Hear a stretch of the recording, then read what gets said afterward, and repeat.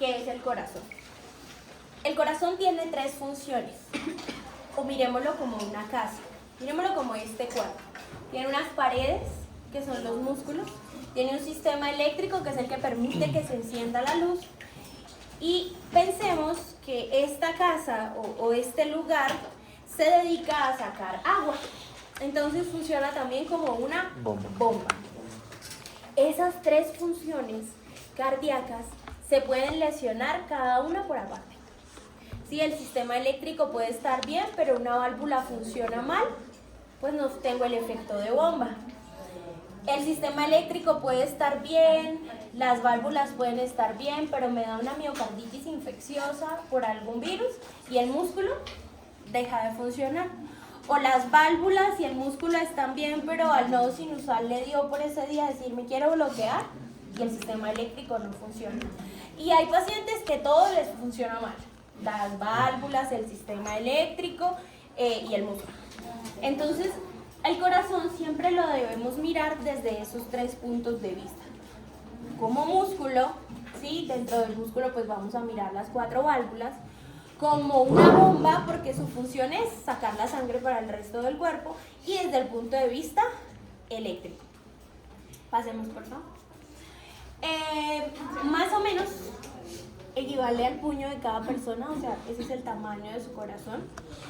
Si está más grande, pues ya decimos que hay una miocardiopatía dilatada, puede ser por hipertensión, puede ser por Chagas. ¿Ustedes han escuchado hablar del Chagas? Sí.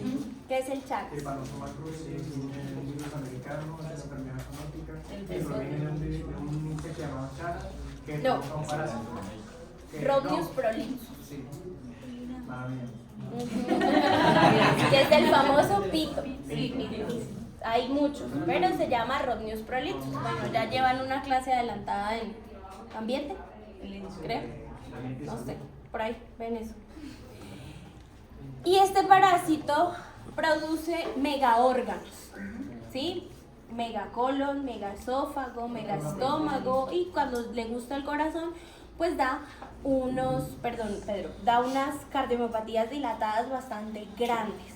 O sea, que si ustedes están frente a un paciente que medianamente tiene 50 años, es hipertenso, medio fuma, pero ustedes le hacen una radiografía de tórax y le ven un corazón de este tamaño y le dicen, yo he vivido toda mi vida en Tibú, mándenle a hacer anticuerpos contra Chagas porque posiblemente puede ser una cardiomiopatía chagásica. Señor. Una preguntita, ¿eso no más en la etapa crónica o en la etapa retardada también? En las dos.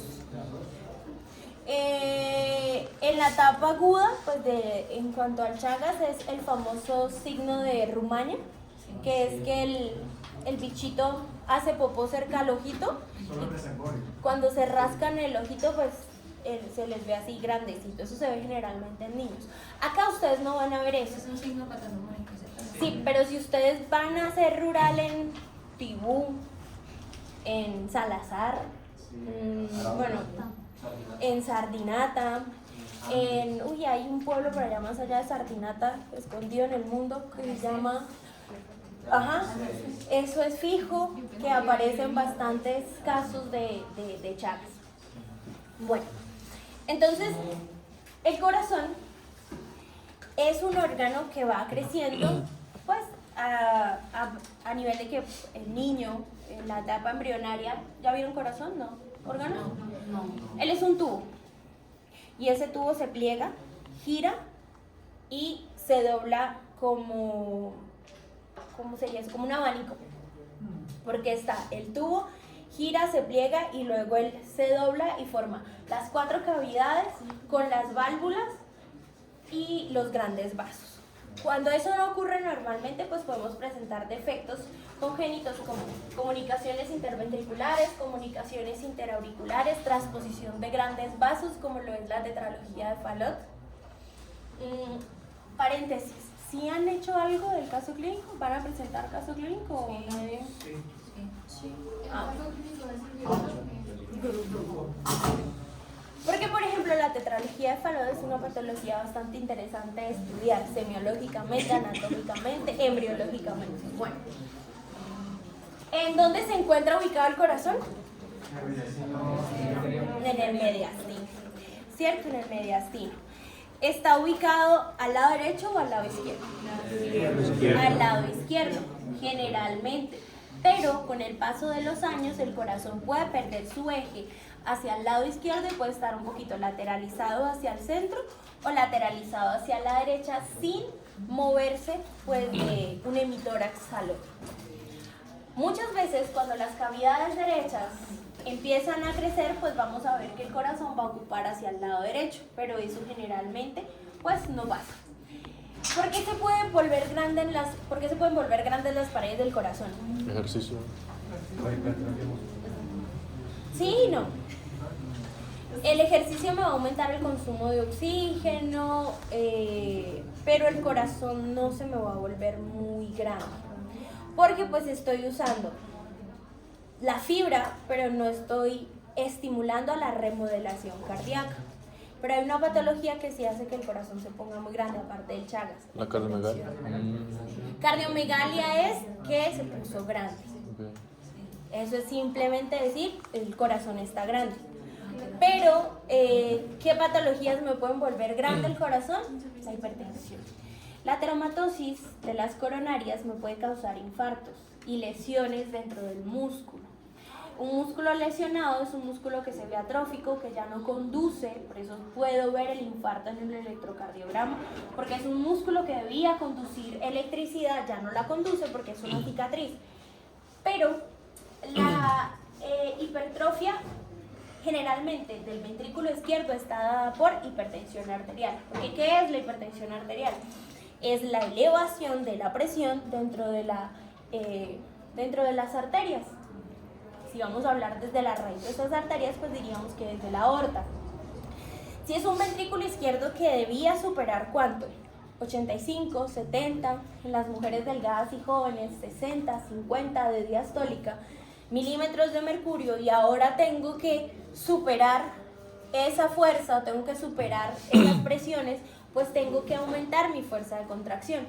Al principio, pues simplemente aumento la fuerza, pero luego sí me hipertrofio, me vuelvo grande, porque ese músculo se ejercitó tanto, entre comillas, o sufrió tanto, que tuvo que volverse grande para poder sacar o tener un volumen efectivo para una fracción de eyección adecuada. Pero ¿qué pasa? Ustedes dirán, bueno, pues si el corazón se pone grande, pues no pasa nada. Sí pasa mucho, y es que el volumen dentro de ese ventrículo izquierdo va a disminuir, porque sigue siendo el mismo espacio, pero con un músculo más gruesito. Y luego mi contracción no va a ser efectiva, entonces empieza a disminuir la fracción de eyección. Una fracción de eyección normal es aproximadamente entre 60 y 65% del volumen del ventrículo. Nosotros no eyectamos el 100% de la sangre que nos llega al ventrículo izquierdo. No es que el ventrículo derecho sea menos importante, ¿no? Sino que estamos hablando en este caso de circulación sistémica. Entonces, el ventrículo izquierdo, de la sangre que llega al ventrículo izquierdo, solo el 65% se va a eyectar. Por eso hablamos de porcentaje de fracción de eyección. Entonces, el ecocardiografista, el cardiólogo que se especializa en hacer ecografías, mide el volumen que tiene el ventrículo izquierdo y dice cuánto de ese volumen sale en el momento de la contracción. Ahí es donde hablamos de falla cardíaca. La falla cardíaca es cuando la fracción de eyección empieza a disminuir. Las nuevas definiciones de falla cardíaca nos dice que a veces podemos tener falla cardíaca con fracciones de eyección preservada, o sea, que ese corazón sigue sacando el 65% de su volumen, pero cuando yo hago un ecocardiograma veo que hay disfunción diastólica, o sea que en la diástole ese ventrículo izquierdo no se relaja adecuadamente. Ya es un signo de falla cardíaca. A todos los hipertensos, a todos los diabéticos, a todos los gorditos, siempre se les debe hacer un ecocardiograma. Y si ustedes son deportistas, pues antes de hacer, digo yo, ¿no? A veces uno debe ser un poquito más consciente de su cuerpo, y si yo simplemente voy al gimnasio 2-3 veces a la semana, troto un poquito y me invitan a una media maratón de 42 kilómetros, lo debo pensar. Debo mirar realmente cómo está mi corazón, cómo están mis pulmones, antes de decir, ay, si me voy a arriesgar a hacer la media maratón. No. Lo mismo esos famosos challenges de agua fría. No. Porque si su corazón, digamos que usted es un paciente joven, deportista, pero usted no supo que tenía puentes coronarios, que son puentes coronarios, músculo que abraza las coronarias, hace vasoconstricción y uy, pero se infartó. ¿Por qué? Antes de hacer todas esas locuras, hay que mirar realmente cómo está su cuerpo. Bueno, todo esto que les acabo de decir, ¿para qué es? Para que sepan que estadísticamente la gente se muere en el mundo más de falla cardíaca que de cáncer. Digamos, si las personas que fuman marihuana y fuman cigarrillo también. La marihuana no tiene lío con el corazón. Ah, El cigarrillo sí. La marihuana los vuelve pendejos, pero les deja el corazón funcionando normalmente. Pero el cigarrillo sí. ¿Por qué? Porque tapa los alvéolos, ¿no es? No. ¿la nicotina? Sí, no. La nicotina es adictiva, pero ¿qué pasa con el cigarrillo a nivel de las coronarias? Pues lo que crea Toronto. No. ¿Cómo es? Alquitrán, ¿no era? No, el alquitrán va a los pulmones. Estenosis. Ya no ataca. Estenosis, ¿cómo?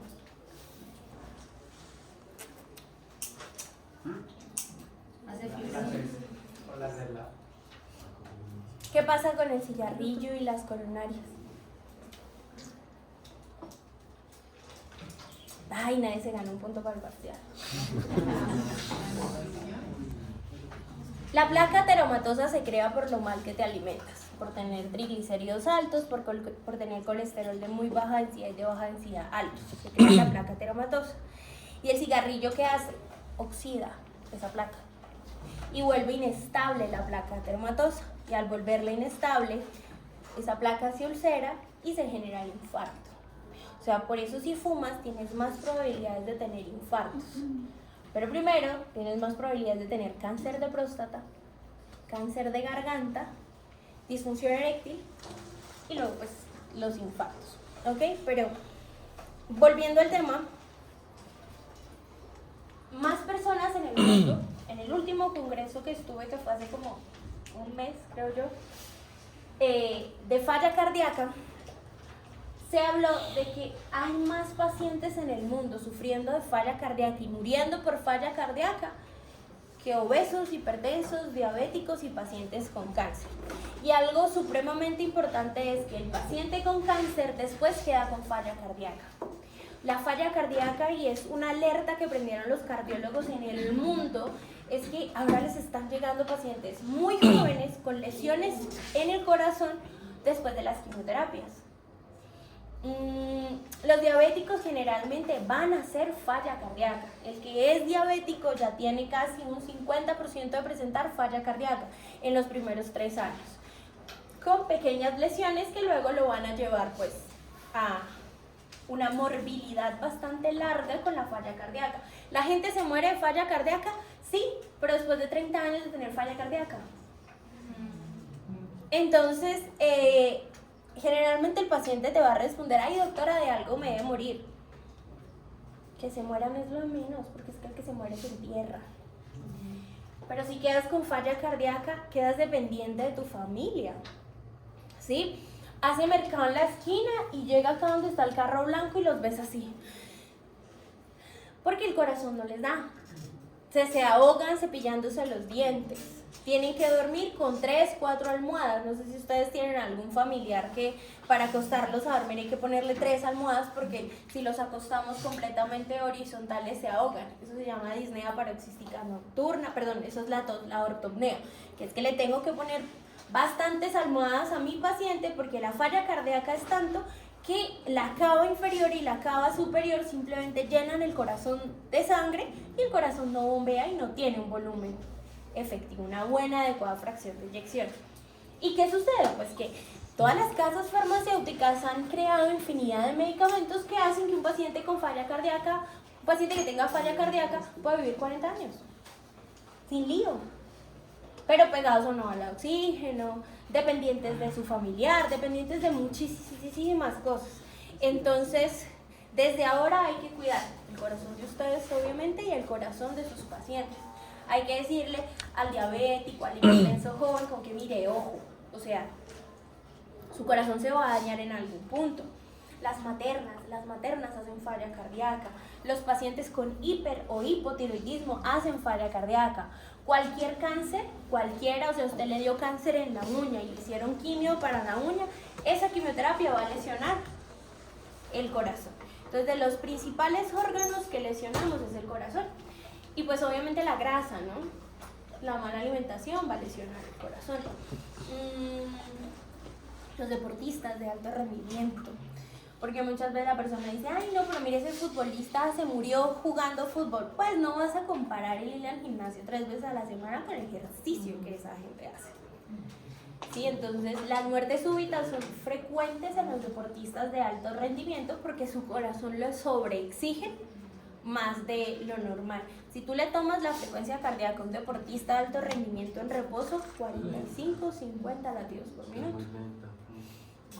Pero son, por ejemplo, Cristiano Ronaldo, a los que les gusta el fútbol, o Messi, ¿en cuánto tiempo pueden pasar de velocidad cero a su velocidad máxima en un partido de fútbol?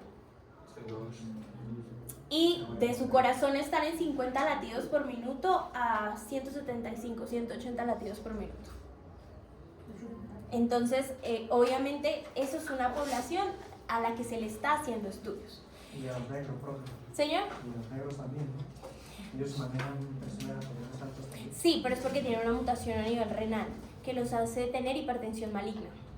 Por eso a ellos, consejo para la vida y cuando estén por allá en fármacos, se acuerden de mí.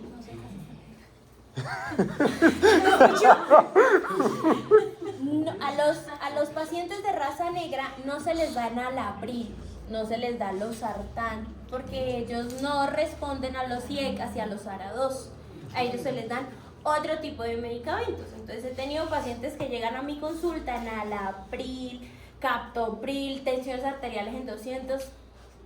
Eso no les sirve a ellos. Enfóquense en el grupo etario. Eso es como si tú vas a tratar la hipertensión en el paciente asiático.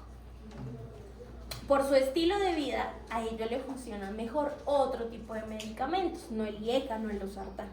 Por eso la farmacología depende mucho del grupo que estés manejando. Si ustedes se quieren ir a trabajar a Estados Unidos, allá van a haber muchísimos obesos. Sí, en Colombia vemos obesos, pero tú ves el que pesa 175 kilos y dices, uy, está gordito. Allá encuentras pacientes de 250 kilos. Una cosa loca, señora. Por ejemplo, la raza importa cuando se van a dar medicamentos. O sea, supongamos si una persona asiática no se crió en Corea y eso, sino que nació acá en Colombia, pero los papás son asiáticos, pero tuvo un estilo de vida colombiano. Una cosa es la genética, Y otra la pero la epigenética modifica tu información genética. Entonces tú puedes tener genes orientales, pero si tuviste una alimentación de mierda occidental, te vas a enfermar, eres gordito. La mayoría de orientales que se crían en Latinoamérica cuando llegan o cuando van a Japón o a Corea, tienen un choque cultural bastante importante porque, por ejemplo, yo sería obesa allá. Yo no cumpliría los estándares de delgadez normalmente. Para mi estatura, yo mido unos 55, tendría que estar pesando como 42 kilos. Y peso 60. O sea, tengo 18 kilos de sobrepeso. Que las tablas de ellos de sobrepeso, obesidad, son completamente diferentes a las de nosotros. Además, el alto consumo que ellos tienen de verduras es otro cuento. Tú vas a un McDonald's allá y te dan hamburguesa con algas. Te dan sopita con algas. Y tú dices, ¿es un McDonald's? Sí, es un McDonald's. Es con bastante verdura, por eso las nosotros muy interesantes. Pero ellos tienen otro tipo de problemas. Por la alta contaminación del ambiente, son muy propensos a enfermedades respiratorias. Sí, a uno acá se baja la temperatura y empieza la neblina de diciembre y te dan mocos y ya, pero no te mueres de una neumonía. Si ellos vienen acá con toda esa contaminación que tienen, muy posiblemente les da una neumonía o los ataca algún patógeno con el que uno vive normalmente. Lo mismo pasa, por ejemplo, con los pacientes, con la población que está como en Estados Unidos, Si todo un estadounidense llega y se toma un salpicón del mercado, le da una gastroenteritis que lo puede matar y uno como que, ay, yo vivo con la E. coli, o sea, vive conmigo.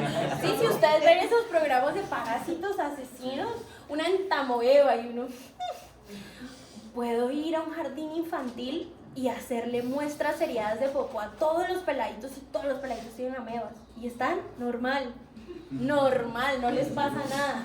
Más uno le dicen, deje que el niño coma mugre para que coja de pelo.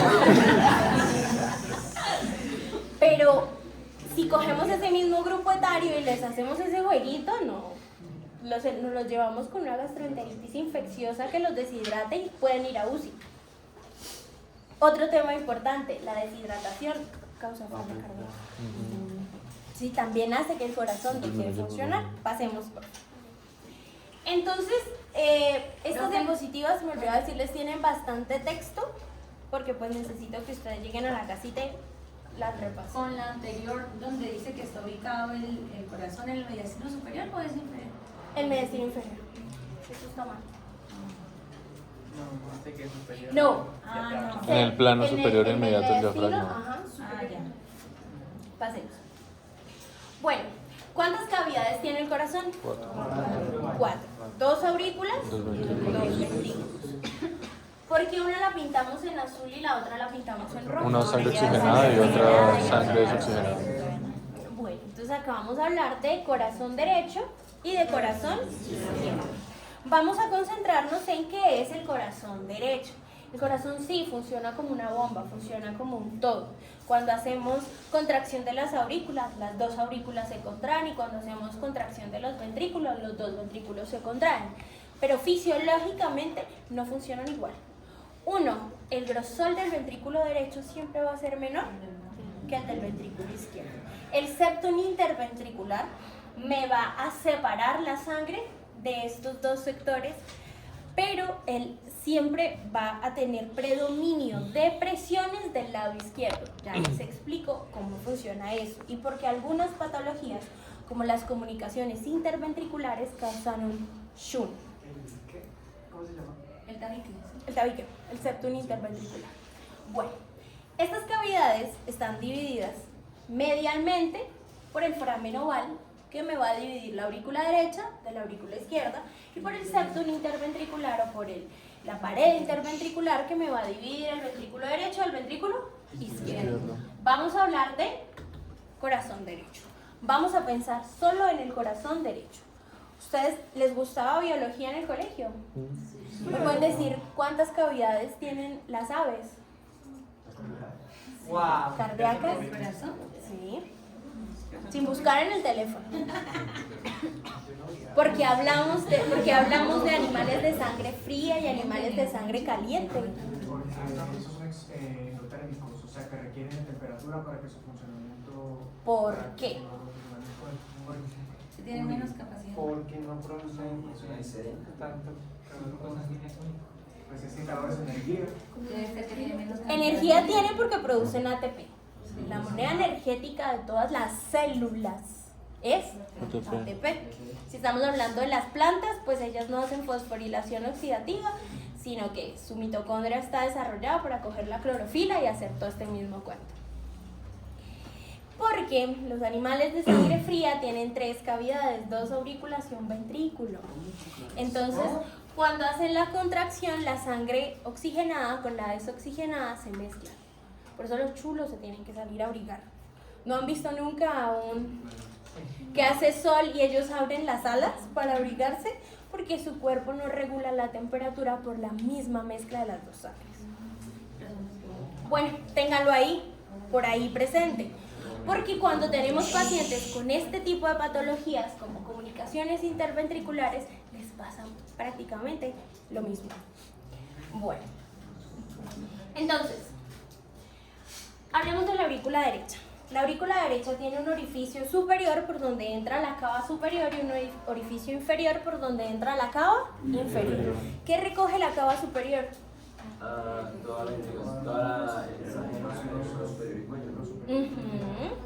¿De dónde más? Cuello, cara. ¿Listo? ¿Y la cava inferior qué recolecta? Miembros inferiores. inferiores, abdomen, ¿qué más? Ujú. El sistema porta-hepático. Recuerden que de la mayoría de la irrigación del abdomen que va al sistema porta no entra por cava inferior. Sí. El sistema ácido sí, bueno, ¿qué sucede? Que esto entra, digamos, que en contra de las presiones. Por eso es que si pensamos en los miembros inferiores y en el sistema venoso de los miembros inferiores, tenemos válvulas. Las venas tienen válvulas, que hace que cuando la sangre suba, la valvulita cierre y no haya un retorno venoso, porque debe ir en contra de la gravedad para llegar a la aurícula derecha. De ahí que cuando ustedes el otro semestre vean fisiología, van a entender por qué se da el edema en miembros inferiores en falla cardíaca. Porque se da una cosa que se llama el reflujo hepatoyugular. O sea que si presiono el hígado, la yugular se pone grandotota. Y es porque el corazón derecho no está funcionando, pero no los voy a atormentar con eso ahora. Entonces, de la cava superior y de la cava inferior llega sangre a la aurícula derecha. La aurícula derecha tiene una válvula que va a separar la aurícula del ventrículo. ¿Cómo se llama? Tricúspide o tricuspidia. Porque tiene 3 cúspides que se cierran. ¿Ella cómo está? Tiene, esto es cóncavo y esto es convexo. La cúspide o la forma convexa está hacia el ventrículo o está hacia la aurícula. Es el ventrículo. Aurícula. Hacia la aurícula, ¿por qué? Por la presión. O sea, para que va. No. No. Piensen en alguien se ha tirado de parapente. ¿Sí? ¿O han visto los parapentes? Sí. Exactamente. Las cuerditas tendinosas son las cuerditas del parapente. La sangre funciona como el aire que hace que el parapente tenga esa forma de globito. Eso hace la sangre. Cuando se contrae el ventrículo, las cúspides de la válvula tricúspide se van a ver gorditas porque no van a permitir que la sangre se regrese. Bueno, entonces las cúspides de las valvulitas las voy a ver hacia la aurícula. O sea, lo convexo lo veo hacia la aurícula y lo cóncavo lo veo hacia el ventrículo. Cuando los ecocardiografistas miran las válvulas, ellos se paran ya sea sobre la aurícula o sobre el ventrículo para poder ver la forma de la válvula. Esta válvula tiene un anillo, ¿sí? Ese anillo va a hacer que las 3 lados de esa válvula, las 3 cúspides, por eso se llama tricuspidia, se mantengan en su forma. Ese anillo generalmente o esa forma que tienen se lesiona por calcio. Se deposita también grasa y esa grasa luego se calcifica y si algo que debe ser flexible se calcifica, pues vamos a empezar a tener problemas en esa válvula. Tiene además unas cuerditas tendinosas que van a sostener esa válvula y tienen unos músculos. ¿Cómo se llaman esos músculos? Músculo primario. Los músculos papilares que van a estar ubicados en este sector que van a sostener esas cuerditas tendinosas. Hay una enfermedad bastante común que se llama la endocarditis infecciosa. A las bacterias les gustan estos músculos, lesionan el músculo y rompen la cuerdita. ¿Ustedes qué creen que pasa si una de las cuerditas tendinosas se rompe de la válvula? No se puede cerrar. Cerrar. Es que ella abre por gravedad. ¿Sí? Solo la tricúspide. No piensen en ninguna otra válvula, porque todas funcionan diferente. Ella se abre por gravedad. ¿Sí? Ella está cerrada porque el ventrículo derecho tiene mayor presión. Y la aurícula derecha, cuando se hace la sístole auricular, presiono y la válvula se va a abrir. Pero se va a abrir, una entrada es por la misma sístole y la otra simplemente es por gravedad, porque la sangre está arriba y va hacia abajo. Pero en el momento en el que el ventrículo izquierdo se contrae, la válvula se cierra.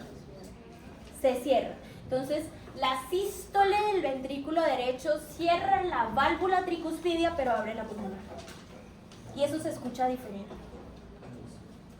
Cuando tú auscultas el corazón, escuchas diferente cuando está la mitral en sístole o cuando está la aórtica en sístole. Pero bueno, todavía no vamos a hablar de eso, simplemente nos vamos a concentrar en la tricuspidia.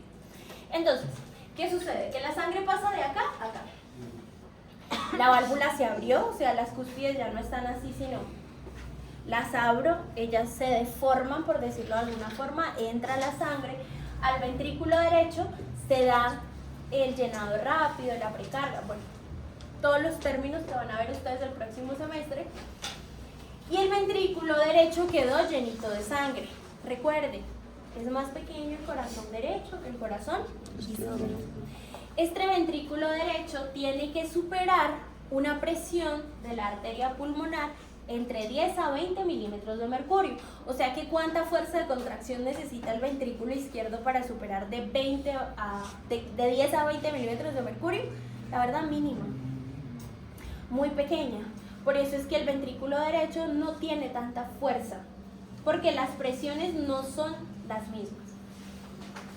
Entonces, acá, ¿cómo es la conformación anatómica de la válvula pulmonar? ¿Cómo se ve? Tengo una imagen por ahí. Pásala. Pásala.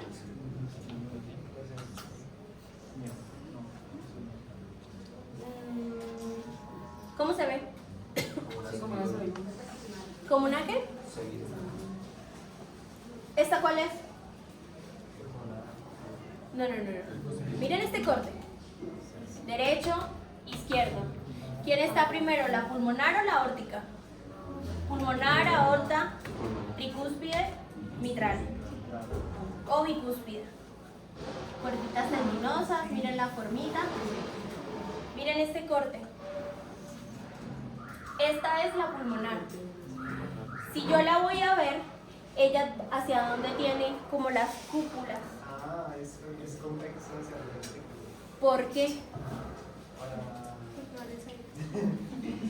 Pues para Como lo mismo. que cuando pase la sangre hacia la pulmonar, pues vaya a ser. Y cuando se cierre, Para mí es lúcido. Pues cuando haya la no se devuelva hacia el ventrículo. Por gravedad, porque la sangre salió con fuerza, pero se va a regresar por gravedad. Siempre va a haber un remanente sanguíneo en este lado. Entonces, si la válvula es así, cuando venga la sangre, la va a regresar. Si la válvula es así, cuando venga la sangre, va a quedar ahí reposadita y no se regresa, se cierra. ¿Sí entendimos? Sí. Bueno. Regrésate, por favor, a una de las primeras. Bueno, ¿qué sucede con esta arteria? ¿Es la única arteria del cuerpo que transporta sangre? Desoxigenada. La arteria pulmonar tiene la función de llevar la sangre a los pulmones. Entonces vamos a tener un tronco pulmonar y ese tronco pulmonar se va a dividir en uno para el pulmón derecho, en uno para el pulmón izquierdo y ahí todas las división de la división de las divisiones para los diferentes alvéolos. Y en el alvéolo es donde se va a dar el intercambio gaseoso, o sea, me convierto en, o venía pues de ser carboxiemoglobina y me convierto en oxiemoglobina.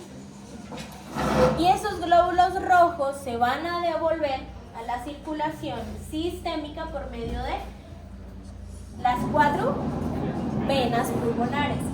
Esas 4 venas pulmonares van a entrar por la parte posterior de la aurícula izquierda y van a llenar la aurícula izquierda. Entonces, ¿entendido la circulación derecha? ¿Seguro? ¿Sí? ¿Segurísimos? ¿Tienen alguna pregunta? Porque siempre me la contestan al revés cuando la pregunto. Profe, ¿cuál es la circulación mayor y la... Eso depende, porque a veces hablamos de circulación mayor, la circulación sistémica, pero también podemos hablar de circulación mayor en las coronarias. Entonces, hablemos de circulación derecha y circulación izquierda. Es que yo me acuerdo que en el parcial del semestre pasado preguntó... La de la coronaria derecha. No, el de nosotros era la circulación mayor, no me olvidé. Y yo me Yo también. Y era, o sea, hacer el recorrido de la circulación mayor, por eso le pregunto. Sí, pero yo lo pregunté, era eso. donde tuvieron lío fue con Fermi, porque él hablaba de circulación menor, no era con la circulación mayor, era con la circulación menor. La circulación menor la de las coronarias y mayor la sistémica. No, pero él dice diferente. Funcional y Nutricional. O para fines prácticos, pues circulación coronaria y circulación sistémica. Bueno, ¿claros de la circulación derecha? ¿Sí? Ahora vamos a hablar de la circulación izquierda o del corazón izquierdo. El corazón izquierdo empieza pues cuando ya se recolectó toda la sangre con oxígeno y entra por las 4 venas pulmonares. Esas 4 venas pulmonares entran a la aurícula izquierda y esta aurícula izquierda va a hacer sístole y va a abrir la válvula bicúspide o la válvula mitral, que va a permitir el paso de la sangre de la aurícula al ventrículo. El ventrículo se contrae y va a tener un volumen efectivo, una fracción de eyección que va a abrir la arteria aorta o la válvula aorta y va a generar pues toda la circulación, en general la circulación sistémica. El ventrículo derecho tenía que superar una presión en milímetros de mercurio de 10 a 20 milímetros de mercurio. El ventrículo izquierdo tiene que superar una presión de 65 a 90 milímetros de mercurio. Por eso él es más gordito, él es más grande. Además porque mueve un mayor volumen en su fracción de eyección. Cuando la sangre sale por la aorta, pues ya sabemos, se va a mover por medio del cuerpo con cada pulso. Por eso es que si ustedes palpan la radial, la femoral, la inguinal, la pedia, la popitlea, tiene el mismo ritmo que el corazón, porque con cada latido las arterias van a mover esta sangre. Digamos que del corazón hacia arriba pues tiene que moverlas en contra de la gravedad, pero pues el callado aórtico, de la aorta torácica hacia abajo, pues se va a mover a favor de la gravedad, pero siguen teniendo pulso. ¿Ok? Cuando un paciente está en shock o cuando un paciente pues ha tenido un accidente o le ha pasado algo, pues no voy a simplemente decir, ay, le voy a tocar la arteria pedia, pues el corazón y miren el pie.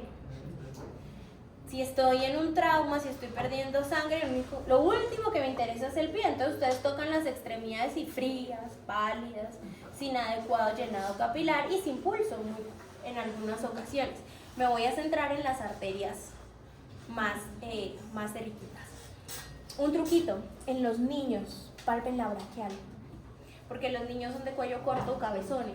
Entonces, de ahí que ustedes sí, de que ven en la televisión que ay, vamos a ver si está vivo o muerto y le tocan el cuello, en los bebés es muy difícil. Palpen la braquial. Es la más fácil de palpar en los bebés. Además, ellos no tienen tanto músculo. Entonces, ustedes le cogen el bracito al bebé y ahí palpan la arteria braquial. Bueno, pasemos por favor. El corazón está metido en una bolsita. ¿Cómo se llama esa bolsita? El pericardio. ¿Qué tipo de tejido es el pericardio? Fibroso. Conectivo. ¿Y de qué tipo? Fibroso. Fibroso. O sea que el pericardio es elástico o no. Sí, es No tan elástico. No tan elástico. medianamente elástica. No tan elástico. ¿Qué? Que el tipo de colágeno. El tipo de colágeno, sí. Ah, sí, decía que tenía parte con... Colágeno Tipo tipo 2. las arterias.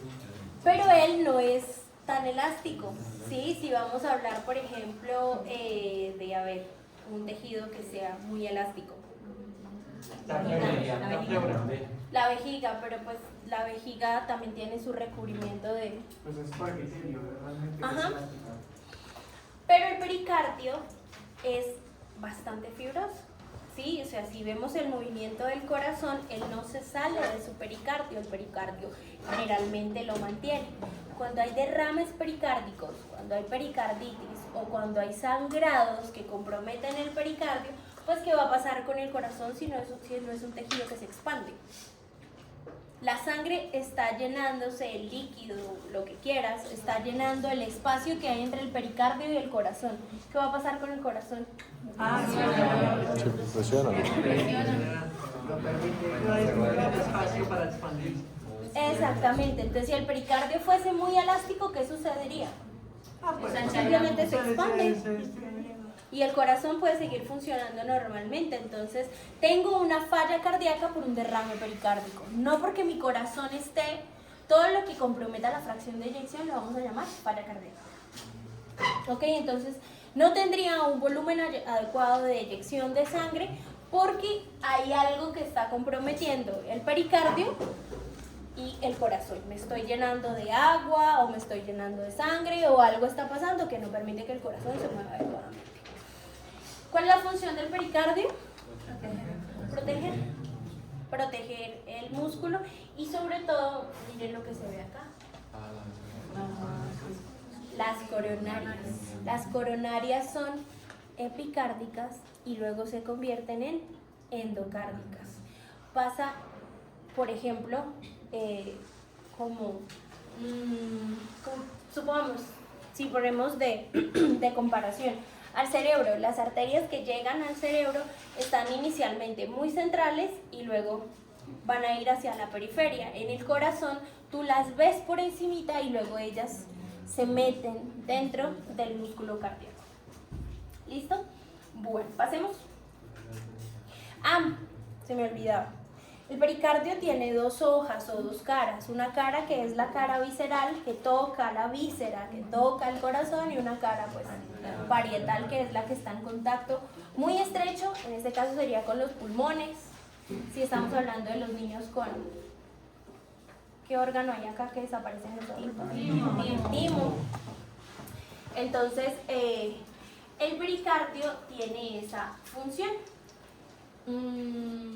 Protegerlo. Pasemos, por favor.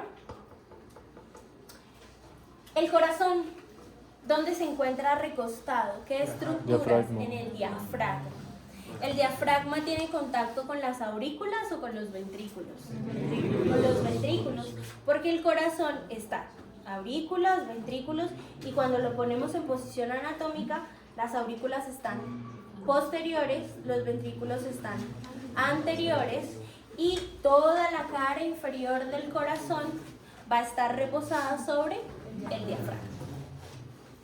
Esto no es un corazón normal, ¿no? Los corazones con patologías congénitas o que se han venido modificando con el tiempo, pues giran, los ventrículos ya son un poco más grandes, van a quitarle espacio a los pulmones, bueno, muchas cosas. Pasemos, por favor.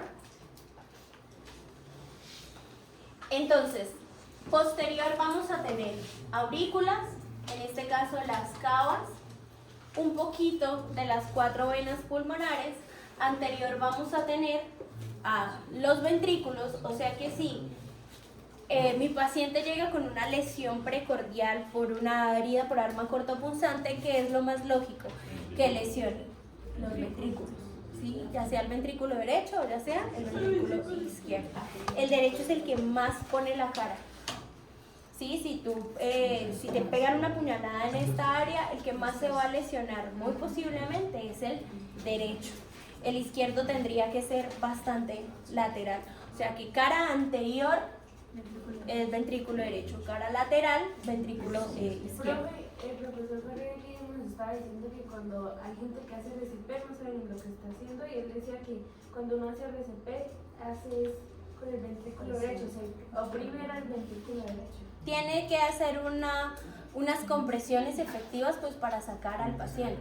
Por eso es que uno hace cursos cada 2 años de reanimación cardiopulmonar avanzada para saber en dónde presionar, cómo presionar.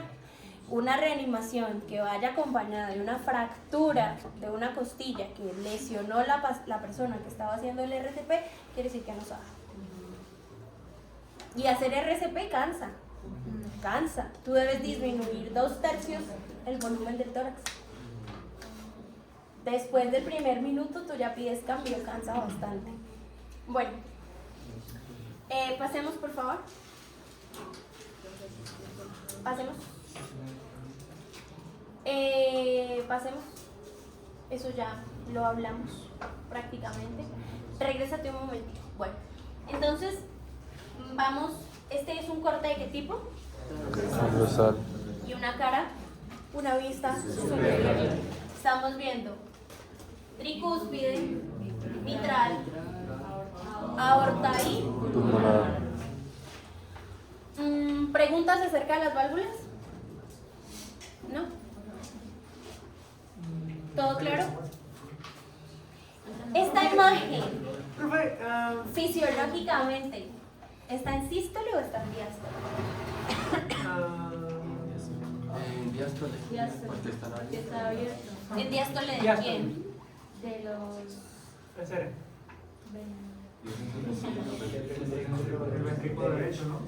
Las dos. Recuerden que uno no hace diástole por un lado y el otro por el otro. Lo hace. Cuando nosotros hablamos de sístole o de diástole, hablamos de ventrículos, fisiológicamente, ¿sí? Aunque las aurículas hacen sístole y hacen diástole. Pero cuando hablamos de diástole, o sea, si tú escuchas el término de tiene un soplo sistólico en la válvula mitral, es porque estamos hablando de la sístole ventricular. Esta imagen está en diástole y sístole auricular, porque se abrieron las auriculoventriculares y están cerradas la pulmonar y la aorta. Bueno, pasemos por Profe, una preguntita. una sola. ¿Es viable para la vida, por ejemplo, si la orientación de las válvulas cambia? ¿O si directamente no se puede? La orientación, Ajá. ¿Qué tipo? En vez de tener, por ejemplo, una cara convexa, tipo sentido. eso es una insuficiencia y una insuficiencia lleva para la cardíaca. Sí, con falla cardíaca. ¿Cómo pasaría, profe, si el lado que se abre en forma de paracaídas alguna vez se pasaba la sangre? No cierra. Por ejemplo, las insuficiencias mitrales. Acá, perdón. La insuficiencia mitral, digamos que no fue por una endocarditis, sino fue por una ateromatosis. Y se lesionaron, el anillo es bastante fibrótico, la válvula es bastante fibrótica, entonces ella no va a tener un movimiento adecuado y va a permanecer relativamente abierta en sístole. ¿Qué pasa si está abierta en sístole? La sangre pasa, No, No pasa. sístole del ventrículo. pero no se devuelve. Se devuelve. No, al revés. Sí.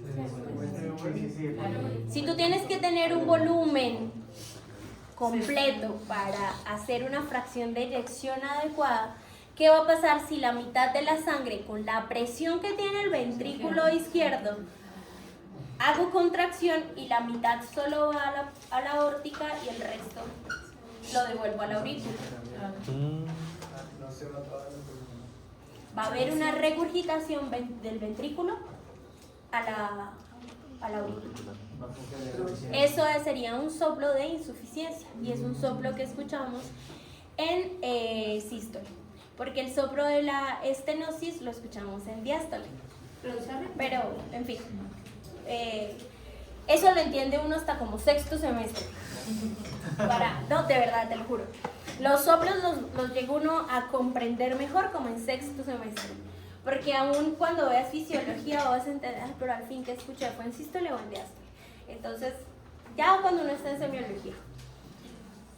Por ahora deben saber pues que la válvula se debe cerrar cuando yo hago la sístole ventricular, porque si no regreso la mayoría de sangre. Pero la imagen de sístole sería algo así. Es que no entendí por qué. Ahí están cerradas todas. Pero, o sea, ignorando estas dos de acá, esto sería una sístole ventricular, ¿sí? Porque las cúpulas van a... Y la aorta abierta, ¿no? Claro, exactamente. Porque no me regreso, la sangre no se regresa hacia la aurícula, sino se mueve hacia las válvulas pulmonar y aorta. Recuerden que eso pasa al tiempo. Siempre. Sístole de las aurículas, auro, mitral, tricúspide. Sístole de los ventrículos, auro, aorta y pulmonar. Bueno, ¿entendieron? Sí, pasemos. Pasemos.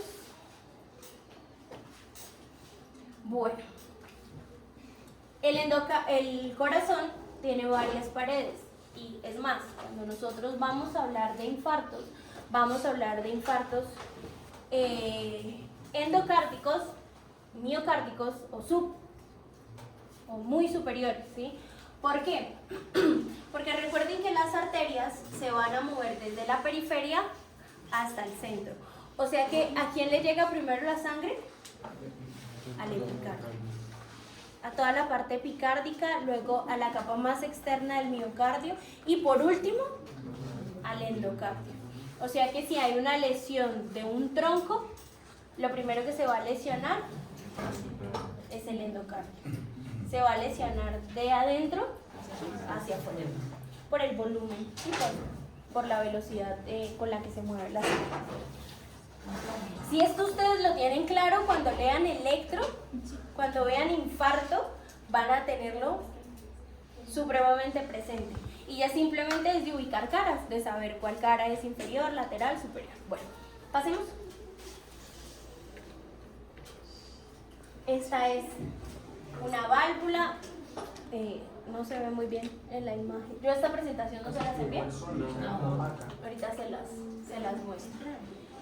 El miocardio, o toda la parte del grosor del músculo cardíaco, es lo que vamos a llamar miocardio. Y la parte interna es el endocardio. Pasemos, por favor. Pasemos. ¿Qué hay ahí? Espérame, regrésate.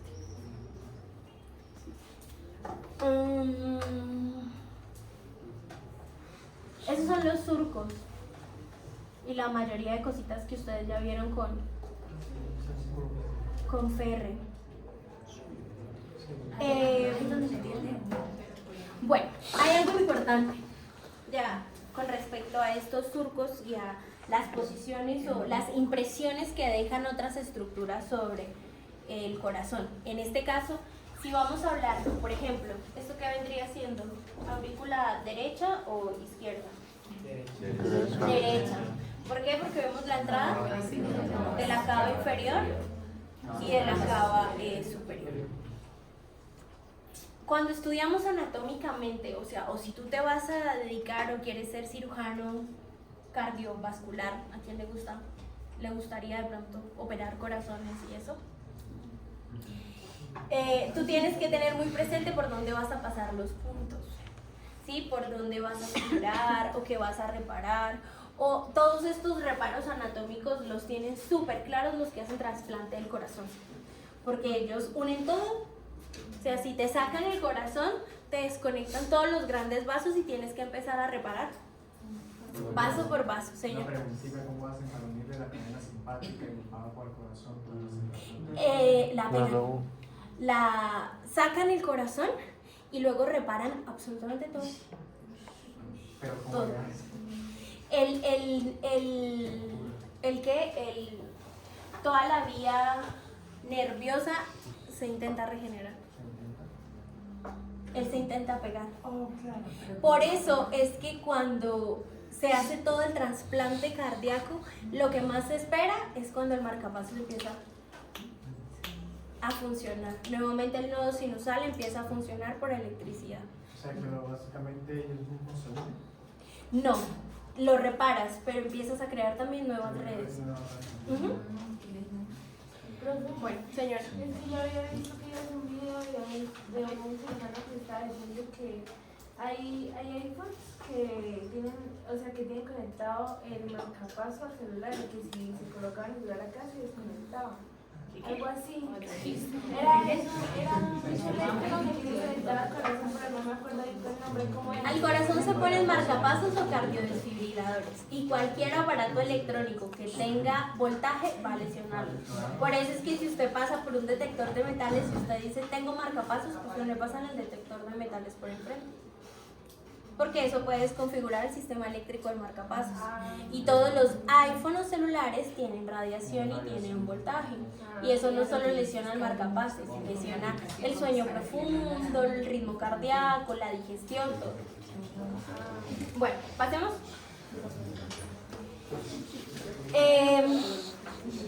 Miren, acá sí se ve bien, o allá. Se ve bien la forma que les digo del, bueno, no el parapente, ya sería más bien como un paracaídas, porque el paracaídas es el que es redondito, ¿no? Sí. La válvula se ve redondita. las cuerditas tendinosas y los músculos papilares la están sosteniendo. Si ustedes se fijan, los músculos papilares están en la parte casi del ápice del ventrículo. ¿Por qué? Porque deben tener muchísima fuerza. Ellas deben tener mucha fuerza para sostener las cuerditas tendinosas, sostener las cúpulas de la válvula para que cuando se haga la sístole del ventrículo, pues la sangre no se regrese. En volumen, ¿quién es más grande, el ventrículo o la aurícula? El ventrículo. Un dato súper importante. Y es que cuando... Bueno, les voy a adelantar un montón de cosas del otro semestre. Y es que cuando se hace la sístole de la aurícula va a sacar la sangre que tiene dentro de ella, la va a pasar al ventrículo izquierdo, pero hay unos pocos segundos en que la aurícula ya no está en sístole y sigue entrando sangre de la cava superior y pasa derechito al ventrículo derecho. Es en unos pocos segundos. Sí, o sea, no solo el ventrículo derecho se va a llenar con la sangre de la misma sístole, sino con la sangre que viene de las cavas. Y luego sí se cierra. Pero es milisegundos. Lo mismo pasa pues en el ventrículo derecho, pero pues el flujo con el que vienen por las venas pulmonares es un poquito más lento por el tamaño y por el volumen. Vengo recogiendo del cuerpo, acá son apenas los pulmones para el corazoncito. ¿Listo? No todo el volumen, eso es pregunta de examen. ¿Cuánto volumen entra al ventrículo en sístole y cuánto volumen simplemente es pasivo? ¿Cuánto volumen? Pero eso es fisiología. Pasemos. Bueno, ¿Es el de 65 a 90? no, la presión. No es el volumen de la sangre. Bueno, miren. Esto es derecho, esto es izquierdo. Recuerden que la pulmonar está delante de la aorta y la aorta está escondidita.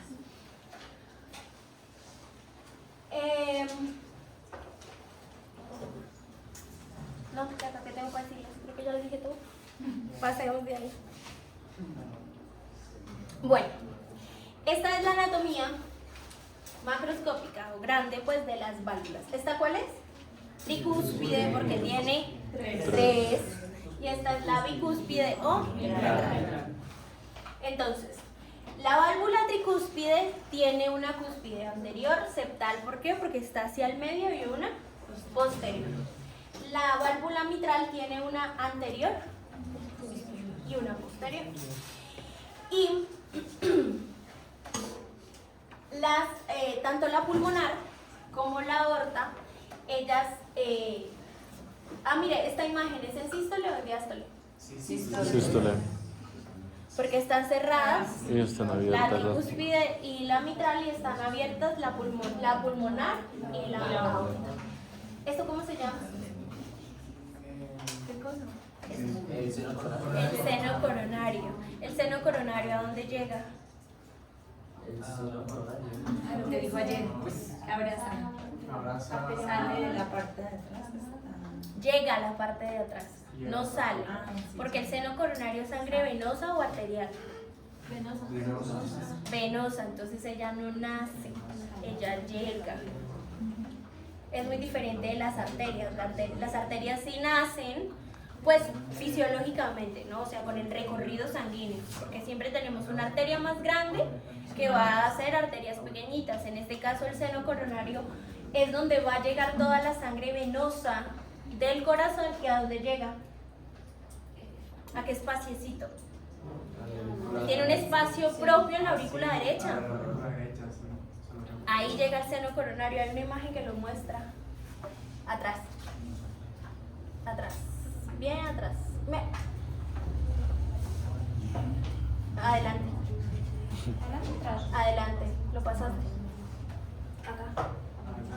En esta porción pequeñita. Ahí está un poquito tapada, pero si quitamos este sector lo vamos a ver ahí. Pasemos. Bueno, entonces necesito saber ecocardiográficamente dónde están ubicadas cada cúpula pues de la válvula, en este caso de la tricúspide, para saber cuál válvula se lesionó. La endocarditis rompe las válvulas.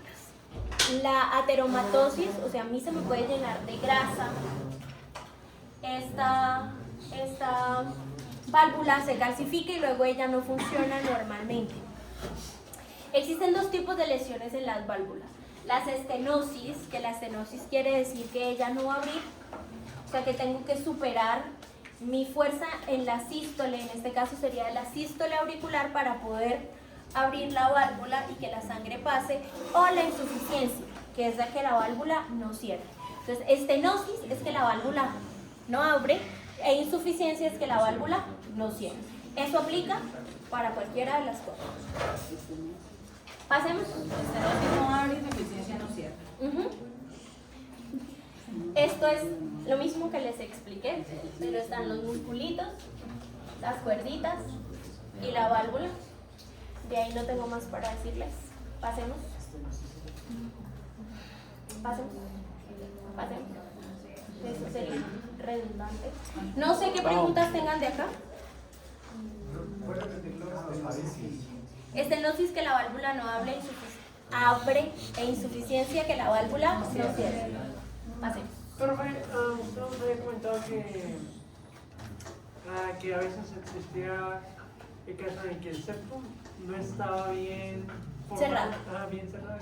Ya. Eso lo voy a dejar de último. Ok. Para que primero entiendan cómo funciona. Ok. Y luego sí les hablo de patología y de los shunts. Y los shunts izquierda-derecha. Bueno. Pasemos, por favor. Pasemos. Creo que... regresa. De las estructuras, creo que lo tenemos claro, ¿verdad? ¿Sí? Bueno.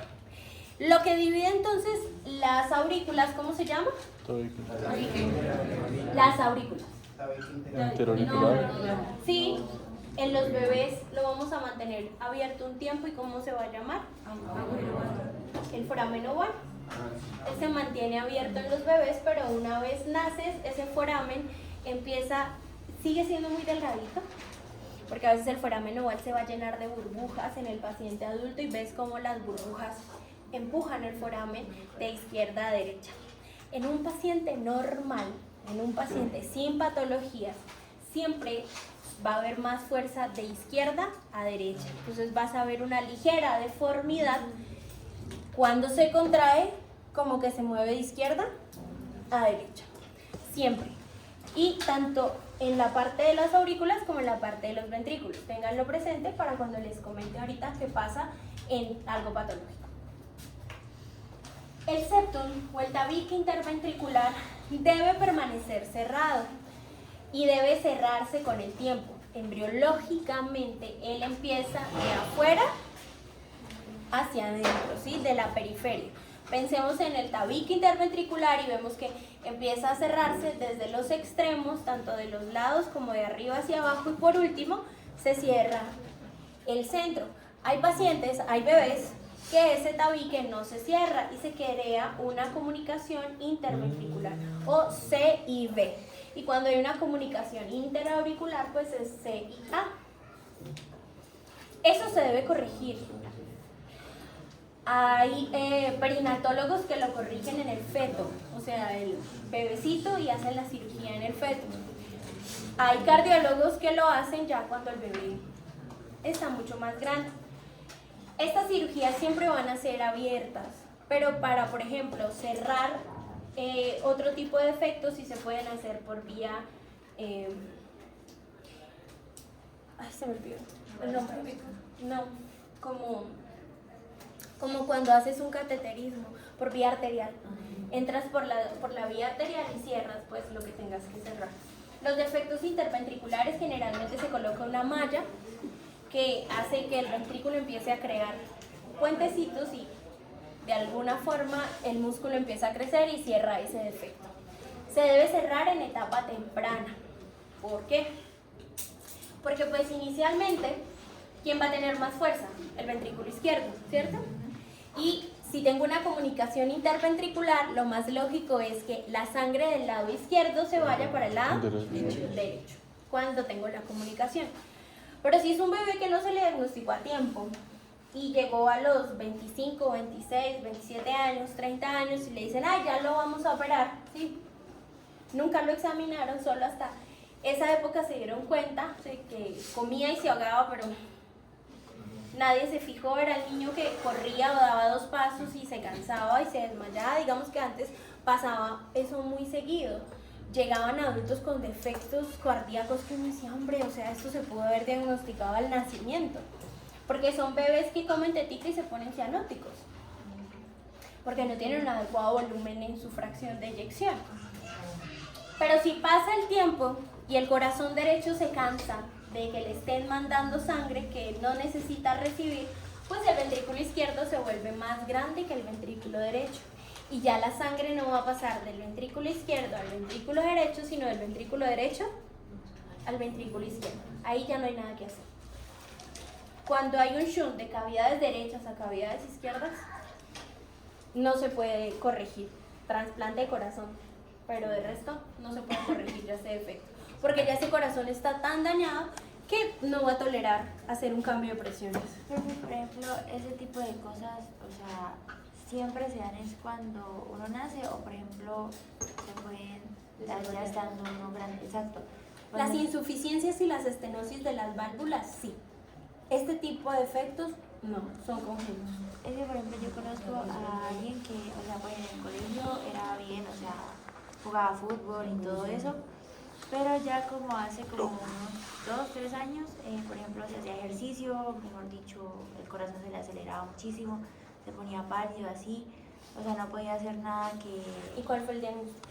Nunca, o sea, hubo un momento en el que dijeron que era como que tenía algo como, creo como una arteria mal conectada, algo así entendí, y luego dijeron que no era eso.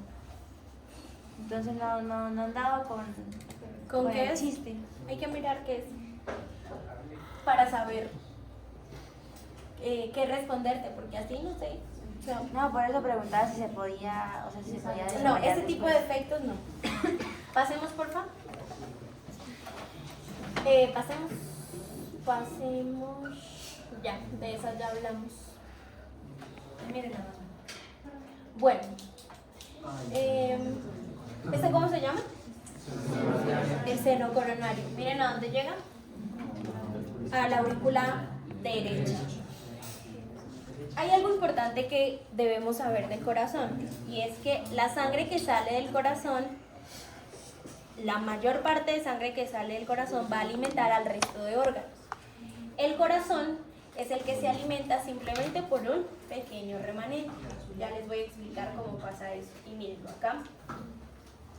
Está la mayor explicación, y es que la válvula aórtica en sus senos aórticos hace que la sangre que se regresa por gravedad, o sea, se da la sístole del ventrículo, la sangre sale por la válvula aórtica y una se va a regresar pues simplemente por gravedad.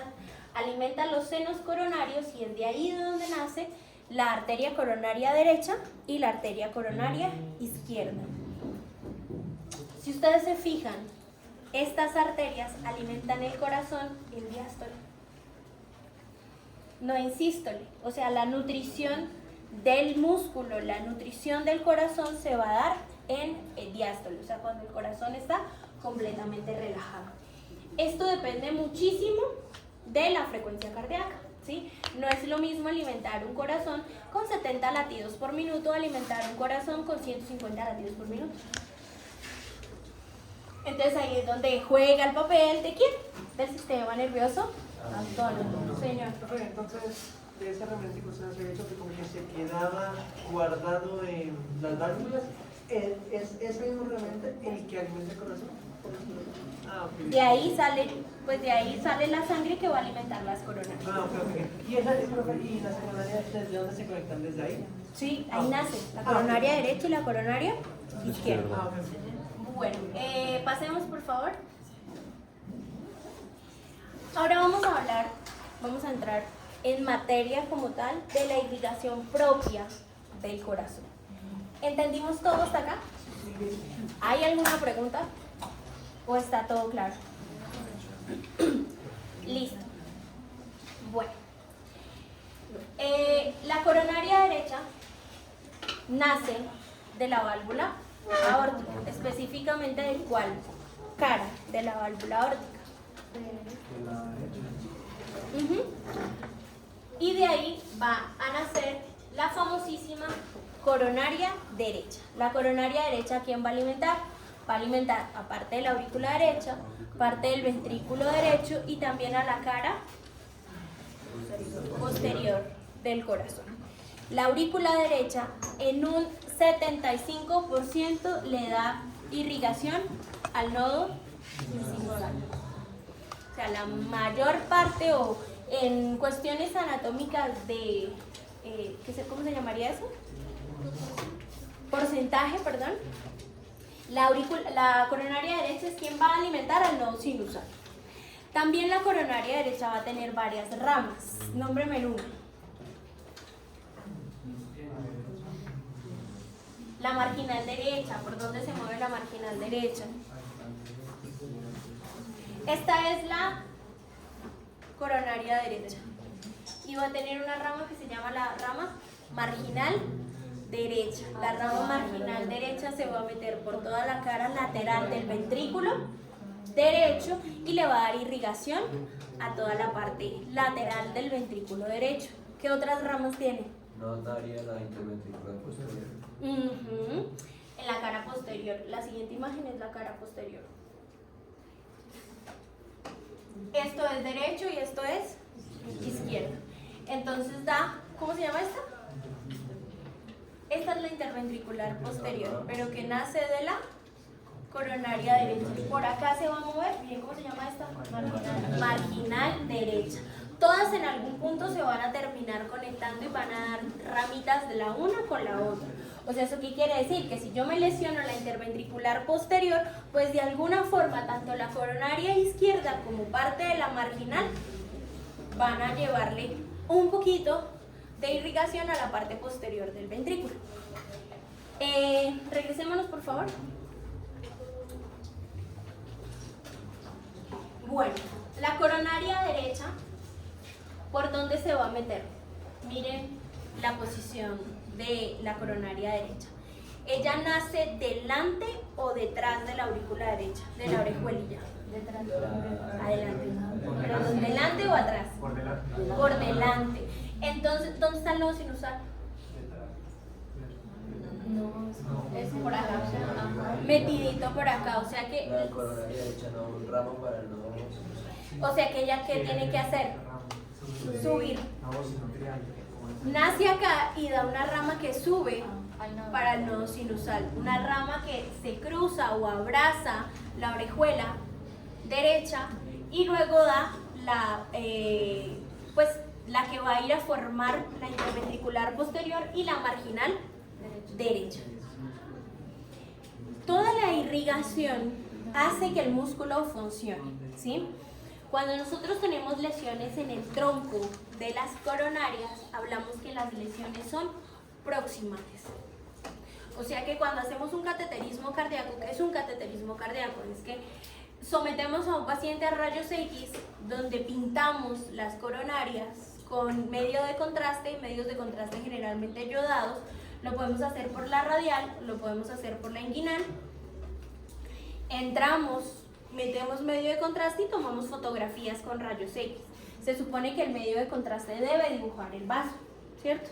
Y si el vaso lo veo que está como en una lesión que se llama el mordisco de manzana, cuando ustedes se comen toda la manzana y queda solo el corazón, se ve esa imagen delgadita. Entonces, si hacemos el cateterismo y estamos viendo circulación derecha y vemos que en el tronco hay una luz de apenas el 20%, decimos que hay una estenosis del 80% de esta coronaria. Ahí se puede salvar, puedo colocar un stent que es como una sombrillita, lo meto también por las arterias, o sea que si me voy por la radial, pensemos, me metí en la radial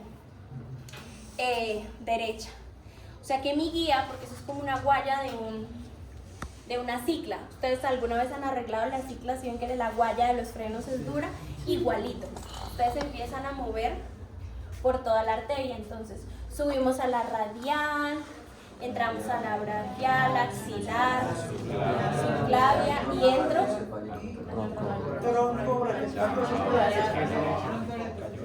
Entro hasta el callado aórtico y de ahí me muevo a la coronaria derecha. Hice todo ese recorrido solo con una guía. Y por ahí mismo meto el balón. O sea que si necesito dilatar esta coronaria, meto el balón por la radial y me muevo, hago todo ese recorrido, meto el baloncito y digo acá está la lesión y ahí lo inflo. Y el balón ya me va a pasar de tener una estenosis del 80% a una por ahí del 20-25%. No recupero el alto del vaso. Entonces el balón es como una malla, como una sombrilla literalmente, y él llega se expande. Y permite pues que la sangre fluya y que ya no se esté lesionando, que mi corazón derecho pueda volver a funcionar adecuadamente. Profe, no sé la verdad el funcionamiento como tal del ciclo de las venas, pero ok, se arregló esa parte. ¿Qué pasa si más adelante, en una parte siguiente de ese vaso, también se tapa? Hasta donde me permita llegar, yo puedo dilatar. No, sí, pero sí, exacto, pero imaginemos que hay como dos partes, esta y esta. Sí, que se lesionó el tronco derecho y la marginal derecha. Sí, sí. Está lesionado el tronco y la marginal, ajá, que es lo más común. Ah, ok. Dime. ¿Que si puedo poner un stent en las dos? Sí. Sí, Pero coloco si una en ya la tiene, por marginal. ejemplo, antes la... por ¿Se ejemplo, baja la que está ahí? No, primero pones lo más lejos. Pones el Pero si principal fíjate, y lo después. eso y luego. Baila. Y tienes un 65% de tener lesiones coronarias si ya tuviste un primer infarto. Por eso las metas de prevención, o sea, cuando yo le doy medicamento a mi paciente y mido colesterol y triglicéridos, es diferente antes de infartarte a después de infartarte. Porque la grasa se te pega al stent. Claro. Y vuelve y se tapa el stent, ¿y qué vas a hacer? La única que te queda son puentes coronarios. Entonces te sacan venas de las piernas y van a conectar de acá a acá. Estos son los famosos puentes coronarios. Pero un cateterismo, tú puedes salir del cateterismo solo con una venita en el brazo. De un puente coronario te hacen una esternotomía. De acá hasta acá. Te abren y te quitan de acá. Señor. ¿Son qué? Porque con venas, porque no tienen músculo. Pero es que no unes la coronaria. Lo que haces es sacar un puente desde la aorta al músculo. La coronaria no la reparas, no tienes cómo. El puente coronario lo que hago es llevarle sangrecita. Obviamente no te puedo sacar una arteria a la pierna. Te saco una vena, porque tengo más venas alrededor. Y las colaterales, o sea, si estamos hablando del sistema superficial o del sistema profundo, uno compensa al otro. Con la arteria, ¿no? Te voy a sacar la popitler. Sabiendo que tiene 3 que van a nacer de ella, entonces no sacas arterias, sacas las venitas. Entonces las personas dirán, ay, pues si me infarto entonces no puede pasar nada, o sea, me ponen puentes coronarios, se te infectan la pierna, se te infectan los puntos, quedas con dolor torácico crónico, el esternón te lo vuelven a pegar con grapas. Es bastante mórbida ese tipo de cirugías y eso es lo que se operan pacientes cada rato. ¿Por qué? Por los malos hábitos alimenticios. Bueno. Pasa por favor. Señor. Sí. Gracias. Regrésate por fin. ¿Y ahí qué me faltó decir?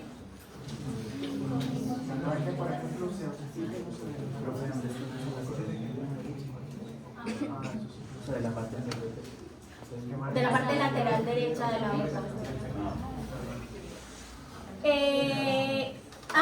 Importante que la marginal derecha pues va a viajar por toda la cara lateral del ventrículo derecho y va a llegar pues, al ápex y se van a estomosar con la descendente anterior. ¿Algo más para hablar de la coronaria derecha? Creo que no sé qué les habrá dicho más su profe Ferreira o qué les contó. Eso, las ramas ascendentes para Lo único que nos dijo es lo que hizo la irrigación con la cruz. Entonces, cara lateral del ventrículo derecho. ¿A quién más va a irrigar? A la aurícula derecha. A una en un mayor porcentaje al nodo sinusal y por la parte posterior, pasemos la diapositiva, vamos a irrigar, seguimos, ¿esta cuál es? Marginal derecha, y acá vemos la interventricular derecha, posterior, que es rama de la coronaria derecha. Entonces voy a irrigar toda la parte de mi ventrículo derecho y una parte en la parte posterior del ventrículo izquierdo. Ahí es donde siempre se confunde. ¿Por qué? Porque la descendente anterior, que es rama de la coronaria izquierda, va a irrigar la cara lateral o la cara interventricular del ventrículo derecho.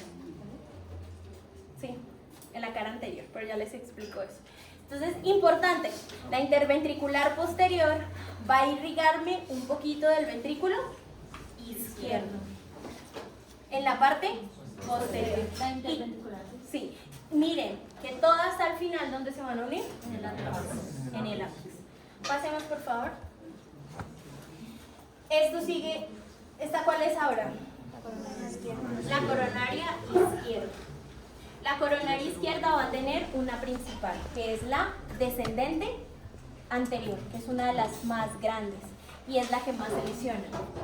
La descendente anterior va a abrazar o se va a mover un poquito hacia la aorta y va a descender y me va a dar irrigación al ventrículo izquierdo, pero también ¿a quién? Al derecho. Entonces voy a tener irrigación de la coronaria izquierda en el ventrículo derecho en su cara más septal anterior. ¿Sí? Entonces, O sea, un poquito del derecho. sí, en la cara anterior. Y un poquito del izquierdo en la cara posterior. ¿Quién? La interventricular posterior, que es rama de la coronaria derecha. Y la descendente anterior, que es rama de la coronaria izquierda, me va a dar irrigación al todo el territorio anterior del corazón, ventrículo izquierdo y un poquito del ventrículo derecho. O sea que si yo tengo una lesión en el tronco de la descendente anterior, voy a tener una disfunción del septum interventricular y disfunción de una parte de la cara del ventrículo derecho. Cara posterior. Anterior. ¿Esto es una vista anterior o posterior? Anterior. ¿Esta qué coronaria es? Izquierda. Ya pasamos a la coronaria izquierda. Bueno, la descendente anterior va a tener muchas ramas y todas esas ramas se van a meter muy profundo entre el septum y se va a meter en el ventrículo izquierdo. Si el septum no funciona, o sea que si a mí me hacen un ecocardiograma, yo cojo este corazón, está lesionado acá, sí, tengo una estenosis del 20%, no se infartó, pero pues es ese paciente que hice, yo corro un poquito y me da como un dolor en el pecho y le hacemos una prueba de esfuerzo. Antes, eso no quiere decir que a todo el paciente que yo le sospeche lesión coronaria de entrada le meto un cateterismo, porque es un medio yodado que daña los riñones.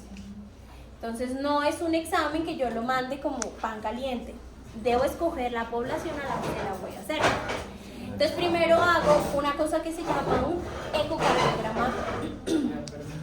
Ecocardiograma de esfuerzo. ¿Eso qué quiere decir? Que a mi paciente lo voy a poner a correr. Lo pongo a hacer ejercicio y lo llevo a su frecuencia cardíaca a la que más soporte. Si obviamente tiene artrosis bilateral y es de rodilla y reemplazo de cadera, pues, le pongo fármaco y ya, lo acuesto en una camilla, le pongo un medicamento que generalmente es la dobutamina, le acelero el corazón y ya. Pero si es un paciente de 40 años que camina, ¿para qué le pongo medicamentos? Le coloco unos electrodos y lo pongo a correr en una bandita. Cuando el corazón está acelerado a su máxima velocidad para ese paciente, a la máxima frecuencia cardíaca, lo acuesto en una camilla y empiezo a mirar cómo funcionan las diferentes paredes del corazón. Si yo veo que el septum en su cara anterior es el que se queda quieto, ¿estoy viendo la coronaria o estoy viendo el territorio que irriga esa coronaria? Entonces digo que tiene una hipoquinesia o una disinesia, que no se mueve el septum y muy posiblemente es una lesión de la descendente anterior. Pero lo que veo es que la cara lateral del corazón se está quedando quieta, el ventrículo derecho, de quien voy a pensar que es la lesión. ¿De la coronaria derecha o de la marginal? La coronaria derecha muy posiblemente está buena. Ahí es cuando yo digo, ahora sí le voy a hacer un cateterismo. Eso en el paciente que llega a consulta externa, ¿no? Porque el que les llega a urgencias infartado, tengo que ponerle un balón. Sí o sí tengo que mirar dónde está la lesión y ponerle el balón. Entonces, para eso me sirve aprenderme los territorios de las coronarias. Bueno, ¿cómo se llama esta ramita? Estas ramitas que van por acá. Esto es de la coronaria izquierda. Ascendente, anterior. Y ella también tiene una que va hacia un lado. ¿Cómo se llama?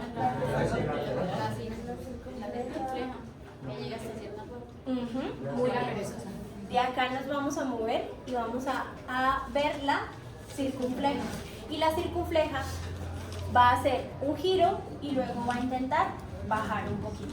Y luego pues sí, vamos a mirar la rama que se va a anastomosar con la interventricular posterior. Pasemos por favor. Regresate.